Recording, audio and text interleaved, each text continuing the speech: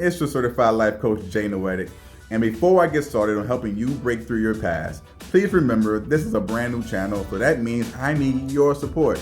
You can do this by clicking the like button and by following my page if you're watching this video on Facebook. And if you're watching this video on my YouTube channel, smash that like button. Go ahead. Remember, you can also go buy my latest book, Noesis, Empowering the God Within You, on Amazon as well. And of course, if you'd like to hear more of my voice and hear a different side of me, go check out my podcast, All Tea, No Shade, which you can find wherever you listen to your favorite podcast at. We recommend Spotify, SoundCloud, or Libsyn. All right, so let's get into today's Noetic session. How do you break through your past in order to get inner peace? Well, you can never have real peace from an outside source, right? So all peace starts within you. Until there's peace from within, everything else is just covering up what's broken. Here's a few questions. Have you ever felt what was needed but didn't know how to get there? Have you ever questioned the majority of things you were taught or learned but decided to just go through the motions? I'm sure we all have. Basically, you kept playing your role in order to not rock the boat.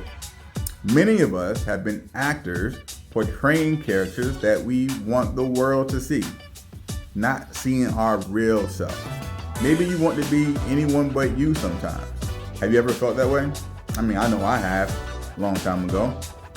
When we're ashamed of our past and haven't healed from the past, we go through life acting as if everything is all right. But realistically, everyone wants their story to be told, just not so publicly, right? No one wants their flawed life in public view because we feel it'll be ripped to shreds by society. But maybe it won't. I'm sure you would tell your entire story to the world if you could remain anonymous or if it was accepted by someone, all right? Why are you so scared to tell your true story? That's the real question. But your story is true TV, and it's time you became the star of the script you've been living. You're a superstar in a real life drama. Your own story is very important. You have a script that's your own, but no one knows about it because you aren't telling it. I've learned that in order to get peace in our lives, we must come to grips with situations that have molded us into who we are today. We can no longer pretend to be happy in the present when we have yet to move on from the past. How will you ever get the peace that you seek if you're ashamed of what has molded you into the person watching this video? Your movie is your testimony, filled with laughter, love, and burned bridges. None of us are excluded from those facts. Testimony. What does that mean? Many people think of church or religion when they hear the word testimony. Some may say, I don't believe in God. I believe in religion, so I don't have a testimony to tell. Nonsense. Of course you have one to tell. A testimony has nothing to do with God or religion. That notion couldn't be further from the truth. Testimony, as defined by Webster's dictionary, means a first-hand authentication of a fact. Are your life experiences factual or fictitious? Pretty simple question. A testimony, your testimony, is simply your life story, your journey, the trials and tribulations that you've gone through and will continue to go through as you mature with wisdom and life. Your testimony is nothing to be ashamed of, especially if you've changed from awful to bad, or from bad to good, or from good to better, or better to great. How did you do it? What were your techniques?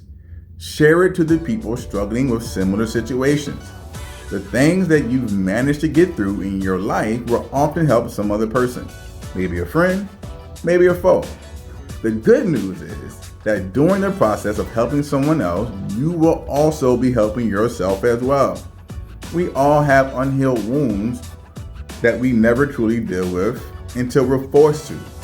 How much longer can you ignore your internal injuries? How many more nights will you deny your spirit its peaceful freedom? I'm sure if you really think about it, the testimony that you have yet to tell is the same testimony affecting your relationships and your livelihood. Listen, I grew up in poverty, and for most of my life, I was embarrassed by that fact. The world brainwashed me into believing that rich means happy, and that if you're poor, you will always be poor, which in today's world equates to unhappiness if you believe the hype. So I worked hard at not being poor, buying things I couldn't afford and didn't need. I didn't want anyone to know that I had been poor or that I was poor or that I struggled from paycheck to paycheck. Eventually, I crashed and burned. That script got shredded. Faking it until I made it was no longer working for me, and I realized in my mid-20s that being poor is okay. What is not okay is settling for it and thinking that there is nothing you can do to change it. Your situation may make it harder to succeed in life, but believe in yourself that you can overcome it because you can. You don't have to act anymore. What if that rake that haunted you for years could help your coworker realize she or he isn't alone?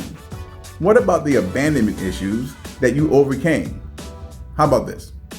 What if the child abuse you suffer as a child that you talk about stops the next adult from doing the same thing to another child? Maybe you were in a gang, in jail, discriminated against, verbally abused, or neglected by your parents. All of these things can be hard to overcome in any situation.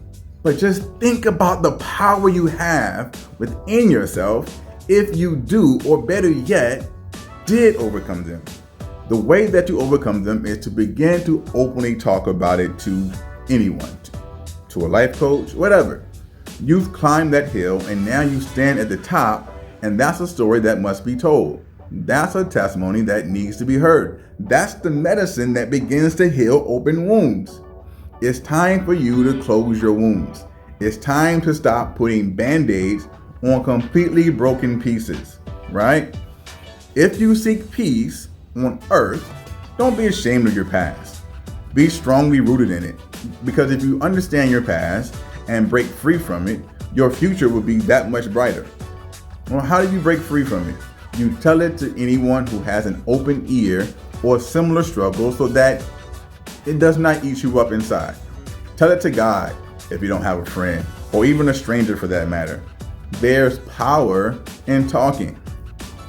In my experiences, it's never a good thing to keep heavy experiences inside your spirit.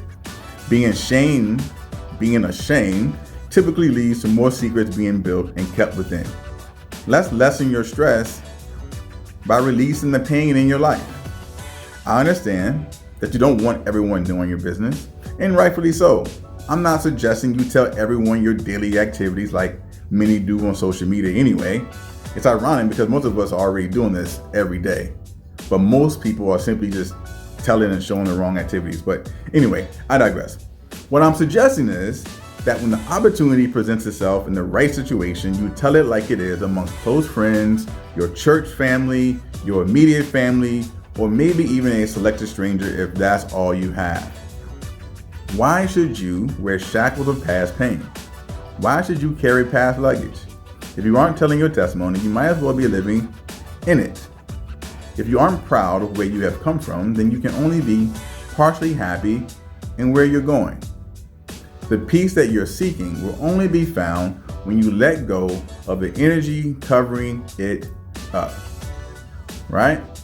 The obstacles that you overcame helped you appreciate life even more.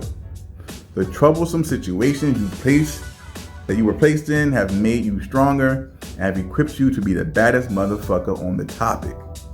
Like you, I used to be afraid to tell people I had issues of thievery, poverty, unhappiness, and selfishness. But I fixed me, and I told my story anyway. Both of us are living examples of how powerful a truthful testimony is. So what is you're living in a time where people need help on varying levels? You have the power to make a change in someone's life by explaining to them how to overcome the struggle that you did.